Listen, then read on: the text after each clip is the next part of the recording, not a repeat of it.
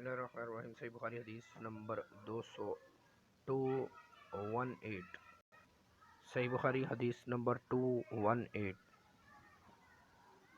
صحیح بخاری حدیث نمبر 218۔ حضرت ابن عباس رضی اللہ تعالیٰ سے روایت ہے، انہوں نے فرمایا نبی صلی اللہ علیہ وسلم کا گزر دو قبروں سے ہوا۔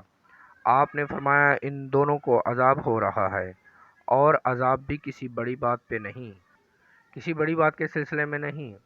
ایک تو ان میں سے پیشاب سے احتیاط نہیں کرتا تھا، دوسرا چغلی کرتا تھا۔ پھر آپ نے ایک تازہ شاخ لی اور درمیان سے چیر کر اسے دو حصوں میں تقسیم کیا اور ہر قبر پر ایک ایک ٹکڑا گاڑ دیا۔ صحابہ نے عرض کیا اے اللہ کے رسول، آپ نے ایسا کیوں کیا؟ ارشاد ہوا جب تک یہ شاخیں خشک نہ ہوں شاید ان کے عذاب میں تخفیف ہو جائے۔ ابن مثنیٰ نے کہا ہمیں وکی نے حدیث بیان کی، انہوں نے عامش سے تحدیث کے صیغے سے نقل کیا اور کہتے ہیں میں نے مجاہد سے اسی طرح سنا۔